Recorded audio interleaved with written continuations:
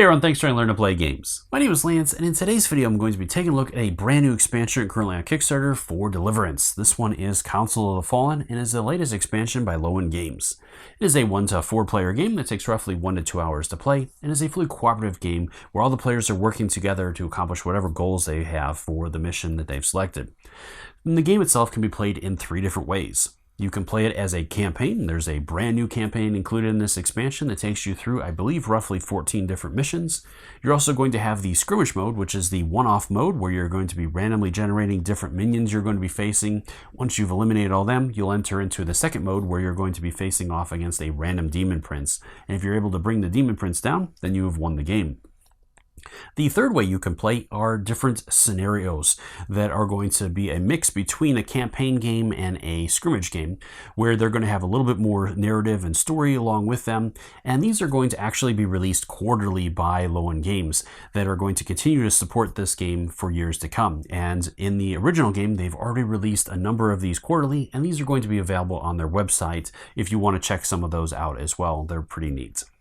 So in this game itself, you are going to be playing angels, and throughout the game, your angel is going to gain experience, or through the campaign is also going to gain experience, where you're going to be able to tailor your angel to your needs, depending upon how you want to play your angel.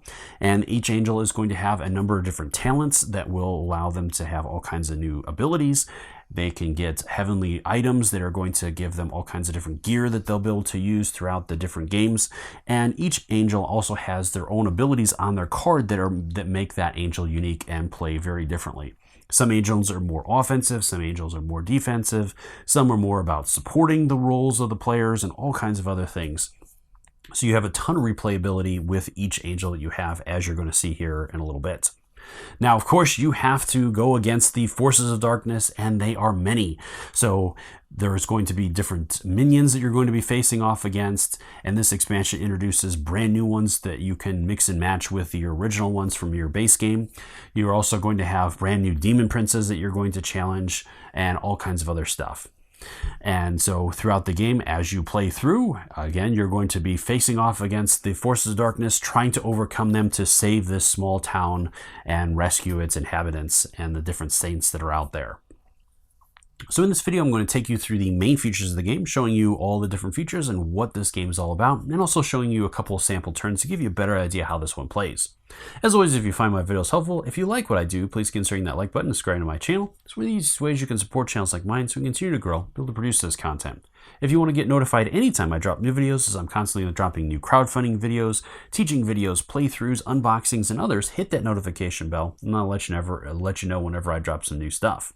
Now, before getting into the video, I do also want to point out that all the materials here are prototype materials and are subject to change and look a lot better than the final production copy of the game.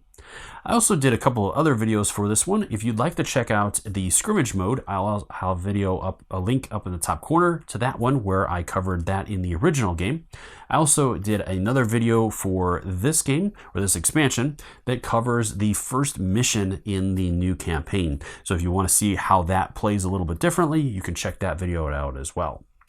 So let's go ahead and head to the table, and we'll see what this one's all about. The first thing I want to go over are the different angels that players can play as throughout the game.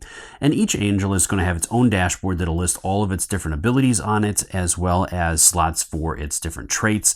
And I'm going to go over all of that information, as well as some other things that you'll use throughout the game to tailor your angel to your playstyle. So each angel's dashboard is going to list the name of that angel in the middle. Along one side is going to be the 4 different stats for that angel, including that angel's hit points, its 2 different attack styles and the values for those, and its knowledge value and its stat for that. Then you're going to have the image of that angel, and then going down the other side are going to be that angel's abilities or powers. Each one of these is going to have icons next to it that are going to list when you can activate that ability and if it costs an action token to activate.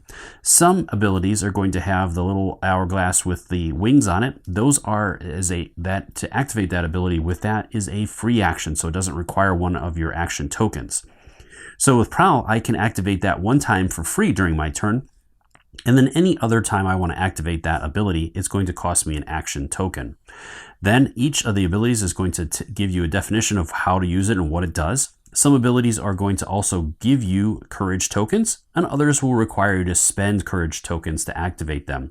You must be able to spend a courage token or courage tokens to activate an ability beyond any other requirements for it, such as spending an action token. On the far side are going to be the talents for that angel. And throughout the game, whether you're playing a campaign or a scrimmage, you're going to slowly be unlocking these different talents. And there's going to be 3 levels to that. And each level is going to have 5 different talent cards that are going to give that angel all kinds of different abilities to, again, tailor that angel to your playstyle. Angels are also going to have access to a couple of other types of cards throughout the game, which the first one are Heavenly Treasures, and these are all kinds of equipment cards that are going to grant the angel different abilities and different bumps to their health, to their different stats, including health and their attack and knowledge stats and all that. And each one of these is going to work a little bit differently, with some requiring you to spend resources to activate them, and others just giving you bonuses or abilities that you'll trigger throughout your turn, or an ongoing effect that will affect you throughout certain situations. Angels are also going to have access to prayer cards, and prayer cards are very powerful one-off cards that again will list when you can use them and what their effects are, and these will have all kinds of different effects for the player or the angels, and are going to be a really important part of your game that can make a big difference as you play through. And in the campaign, or in the expansion here, I have 5 different angels currently, and there are more that are going already unlocked in the campaign. So I have Ariel, and she comes with the Nebuchadnezzar, and he is an ally that is going to be attached to her. Now, he is also a playable character. I'm pretty sure that he was unlocked during the Kickstarter so far. There's also Cora and Damascus, Yoann and Petra, and each one of them, again, it has different abilities and offers all kinds of different styles of play. On the back of each card is also going to give you that angel's playstyle with ratings for damage, defense, support, and difficulty of playing that angel, as well as the angel's lore, inspiration, and suggested build recommendations. In the campaign, players are also going to have a tracker for each one of their angels that is going to have a slower progression for that angel, but also will be able to customize that angel to a much higher extent. So each one of these is going to have a name for the player as well as their chosen angel, and will have a breakdown of all of the different missions included and their victories, as well as if they've completed the challenge for those missions. If you fail a mission, you also gain a favor point that you'll be able to use and the effects of that. Now, throughout the campaign, instead of gaining certain things at the end of a mission, you're going to gain experience points that you're going to spend to fill up the little bubbles on the different abilities, unlocking them throughout the game. And this gives you a lot of customization and tailoring of the angel to your playstyle and what you feel you want, such as bonuses that will give you an increase to your maximum courage, or adding additional courage during setup, being able to gain shields or having additional shields at setup, all kinds of things for those, as well as increases to your stats that are going to be permanent for the rest of the game, as well as the different treasures and abilities that you're going to get from those treasures and cards, and talents, where you'll be able to unlock your different talents throughout the game. And when one of those is unlocked, that will be permanent for the rest of the campaign, and you'll get to choose which talent you use for that mission moving into it. For example, if I have this level for slot 1, if I have level 1 unlocked, I will get to take a level 1 talent of my choice into any remaining missions that I have left.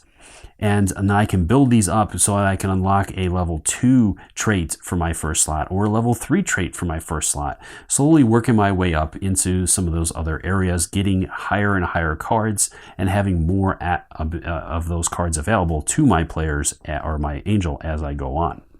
From there, then, I want to take a look at the different demons that players are going to be facing throughout the game as well. And there are 2 different types. You're going to have minions and demon princes. So each one of the minion demons is going to have its own dashboard that'll list the name of that minion demon at the top. So we have the Abyssal Hound, and next to it is the number of experience points that is worth when defeated in the scrimmage mode, as well as the number of hit points it has. Underneath that is going to be any active abilities or instant abilities that will be triggered when that demon activates. And you're simply going to carry out the effects from the top of the card, working your way down. From there, then each one of the demons is also going to have an action. You're going to spend that action and roll a die to determine what that group of demons carries out. And that will apply to all the demons of that type. So all Abyssal Hounds will carry out the effect of this die roll unless the ability says otherwise. And on the other side is going to be an image of that minion, as well as slots based on the number of minions included in the game. And you'll be able to keep track of any bonuses or effects that are going to affect that particular model throughout the game as well, and the number of hit points it has and when it is eliminated. Minion demons also have slots for talents, including minor and major talents that will give them even more abilities that will ramp them up throughout the game and stay in par with the angels. On the back side of each one is also going to give you some lore about that particular minion demon. And there are going to be a number of them included in the expansion, including Dark Acolytes, Gargoyles, Grinning Satyrs, Grotesques, and Slime Balls. The other type of demon are the demon princes, and they work pretty much the same way as minions, but a lot more difficult. So each one of them has their own dashboard as well that is going to list the name of that demon prince, along with the number of hit points it has, and additional hit points based on the number of players. So the more players you have, the higher the hit points that the demon prince has, as well as any abilities that that demon prince has, and then finally the action it's going to take when it activates. Now on top of that, demon princes also have their own special set of talents that are going to bump up that demon prince even further throughout its game, and it also has its own special deck of darkness cards that will go along with it and will be revealed at certain points throughout the game. And these are going to add a lot of permanent effects to that demon, ramping them up as the game progresses to make them even more difficult. And the final type of enemy that angels are going to be facing are the darkness cards, which represent the evils of the mortal world and their effects in the supernatural realm. This is an unseen force that the angels are going to be dealing with in the cards, and throughout the game, cards are going to be added to the darkness track. The angels can pray and try to take down these darkness cards before they add up to the point where they start being revealed and will have other effects.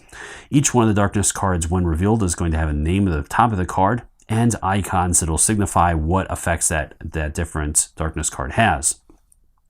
Some of the darkness cards will have the little lightning bolt, which means that these effects are going to be handled one time and then the card will be discarded.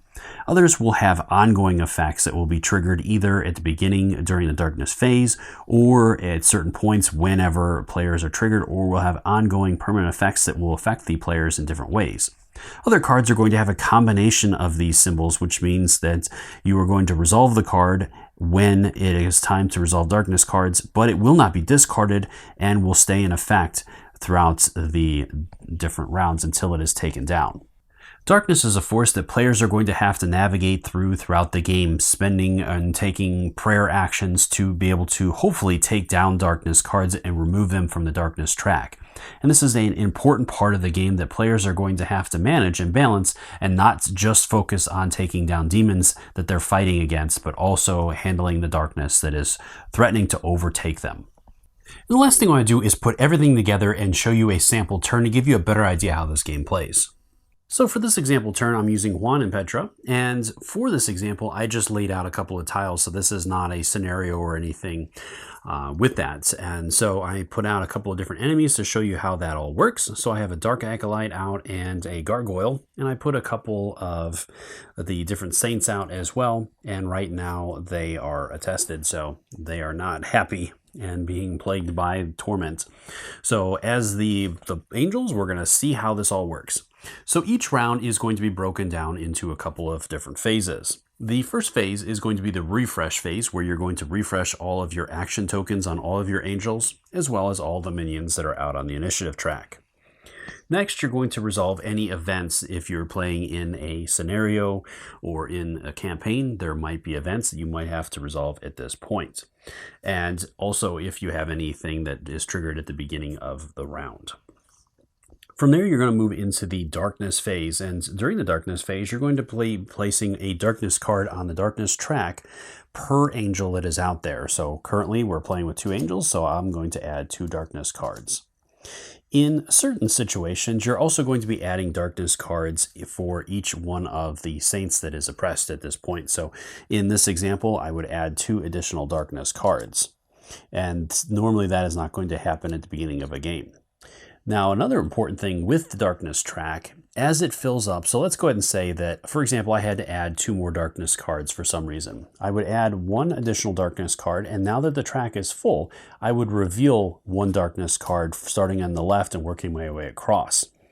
Once I've revealed any darkness cards, then I'm going to again move over to the leftmost card and handle any effects, working my way from left to right and resolving each one of those cards. Now, each one of the cards will have different symbols. Some will be an instant effect that you'll handle, and then that card is going to be discarded. Other cards will remain in play until they are cast down, and still other cards might even have strongholds icon on them where they are not allowed to be removed even by the prey action. Now, another important thing is if the darkness track is full and all of the cards are flipped over and you still have to resolve darkness cards, each additional darkness card that you're not able to place out and resolve, each angel that is in play will take 1 damage. So you got to be careful with all of those effects, and managing the darkness is key to making your way through the game. All right, so at that point, then we have handled all that. And so you're going to move into the next part of the game, or the action, which is the action phase. So during this phase, you're going to start by activating one of the angels, and this will start off with the player's choice of who the players would like to have the initiative token to start the round. Once that has been resolved, then it's going to go in a clockwise order, so moving from that angel to the next, and so on and so forth. In between each one of the angel turns, you're going to activate an enemy. So it'll go angel player, then an enemy minion, and then another angel player, and so on, until either all that's left are angels or enemies that you have to handle. All right, so I'm going to select Yoann to be the starting angel, and so then we're going to move into the action phase. So during Yoann's turn, that player can choose to spend his action tokens to carry out different actions. Now, some of those actions have the free action icon on them. So with Yoann, such as Pilgrimage, the first time he does this action, it is considered a free action, so will not use one of his action tokens up. And with Pilgrimage, it lets him move up to 3 spaces and then add an incense to his space or a space adjacent to him. So let's go ahead and start with that, as he definitely wants to move. So I'm going to go 1, 2, and stop here. Now that I'm adjacent to a saint, I get to flip them over to a protected side. So that's a benefit to us as the players, as that's going to prevent more darkness cards coming out. And in these scrimmage games, you're actually going to gain experience for doing so. So from there, then I am going to, and I get to place an incense out. So I'll place one out over here. All right. And then let's see, what else do I want to do? I am going to go ahead, and I don't have range to the Dark Acolyte yet, so I think I'm going to do a prey action. So that's going to cost 1 of my action tokens. It gives me 1 courage, so I'll gain a courage token. I get a prayer card. So each one of the prayer cards, let's see, I have be strong and of good courage. Do not fear, nor be afraid of them. For the Lord your God, he is the one who goes with you. He will not leave you or forsake you. And this is Valor Against the Dark. You get to play this on your turn as a free action. It's going to cost 1 courage, and then I get to cast down a darkness card. Optional, any angel may pay an additional 2 courage to cast down another darkness card. Okay, so that could be good. All right, so now that I have that, I also am going to make a test. So on a 7+, I can choose one of the 3 options. I can cast down a darkness card. I can remove an affliction on one of the angels, or if an angel is down, I can revive a defeated angel. All right, so on the roll, I got boxcars, so I am successful. I get to remove a darkness card and cast it down into the darkness pile. All right, that was my first action. So I still have 1 action left, and if I had any other free actions, I could carry out, but I don't at the moment. So let's see, what else do I want to do? I have Sign of the Cross. I think that one would be pretty good to try. So I'm going to spend an action to do that one. It's going to cost all 3 of my courage, so I'm going to have to spend all that. It says I can choose a space in range of up to 3. So I'm going to choose the Dark Acolyte space. I'm going to deal the book damage to it. So that's going to deal 3 damage. And it does damage to each demon on or adjacent to that space. So if there was a bunch of demons that were pretty on all the adjacent spaces, I could really have done some serious damage to all this, but that's all right. And then you may remove it to 5 incense from the battlefield, reduce the skill's cost by 1, or add 1 bonus damage per incense removed. There's only 1 out there, so I'll go ahead and remove that and add an extra bonus damage to this. So that will do 4 damage total to the Dark Acolyte.